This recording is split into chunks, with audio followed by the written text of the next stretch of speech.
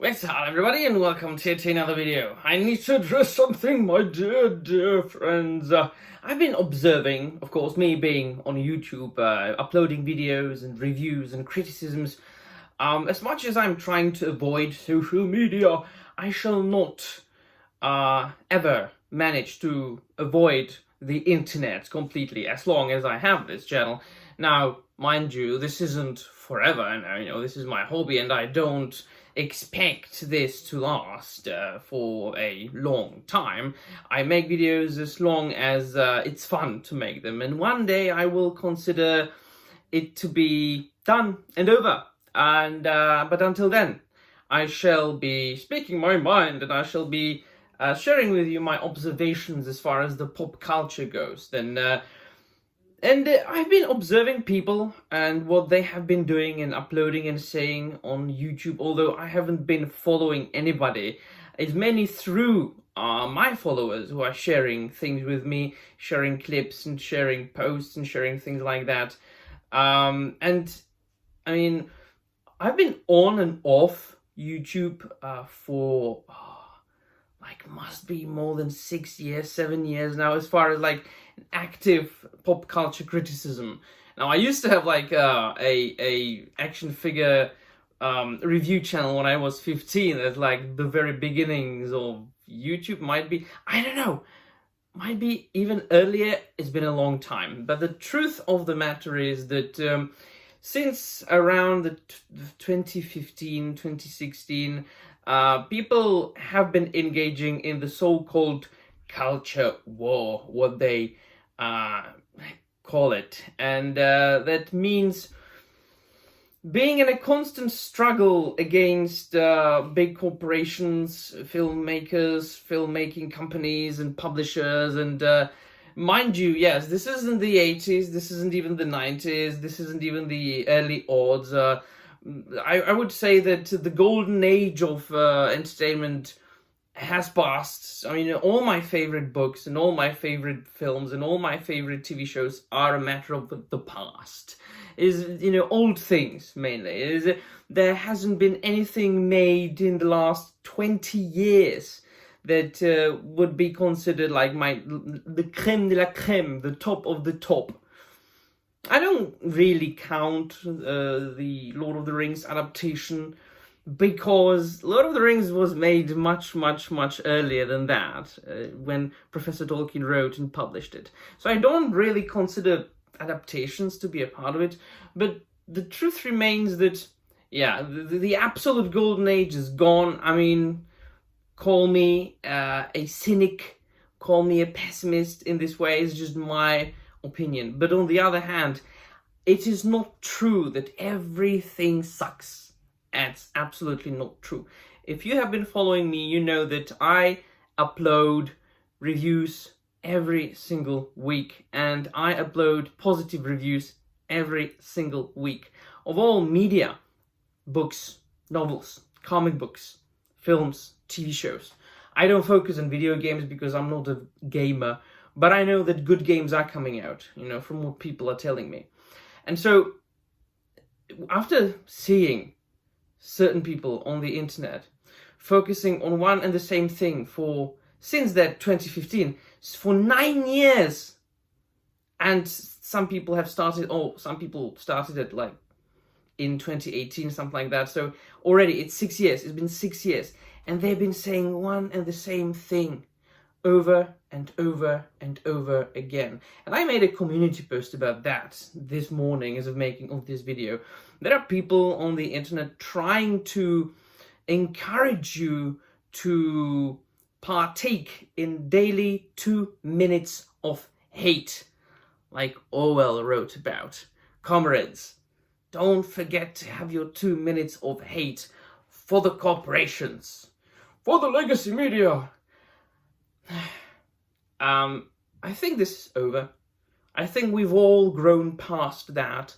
I think that each and every single intelligent human being sees that things have improved considerably. I think that each and every single sane and intelligent human being sees that, yes, there are bad things, but there are also good things, and there are a lot of them.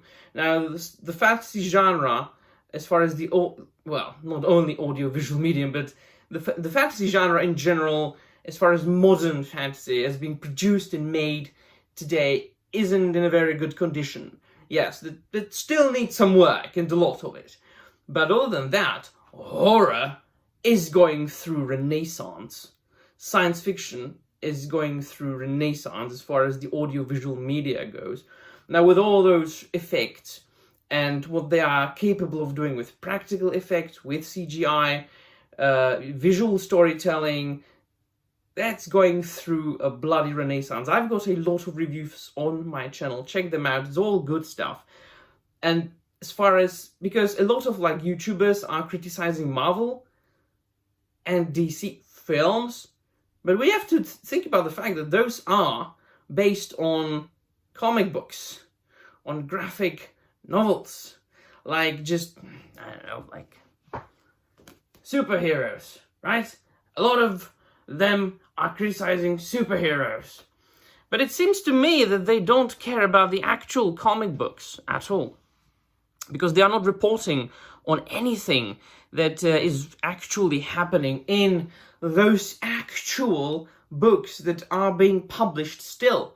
And now let us only focus on the American comic book scene, because most of them are focusing on that. Not even talking about European comics. That's still bloody awesome. The next Requiem Chevalier Vampire by Pat Mills and Olivier Ledroit is about to come out. It's still coming out. I have a review on my channel. Pat Mills is a tremendously awesome writer. European comics are in a very, very good spot, in a very, very good situation, as well as manga, you know, like it's good stuff comes out each and every single month, and it's good, and we all read it, and it's fantastic. The American comic book medium has gone through certain trials and tribulations due to certain extreme activists that have infiltrated the scene. Once again, if you follow the actual happenings within the industry and what's coming out, it is going through drastic improvements. Have you heard about the latest news from the Comic Con, I think New York Comic Con in the United States of America? They announced a sequel to probably the most popular comic book story, Batman comic book story of the last 20 years. And that's Batman Hush. Why are they doing that? Why are they publishing Batman Hush 2? Although, isn't like Heart of Hush Batman Hush 2? I don't know, but they are doing it. Jeff Loeb and Jim Lee are doing Batman Hush 2. People might be saying, oh, it's just cash grab. Yeah, but this is precisely what all those people have been crying for the longest time. Bring back the old talent. Do comics the old way. Yeah, this is what they are doing right now. I have got reviews of many comic books published in 2023 and 2024 on my channel.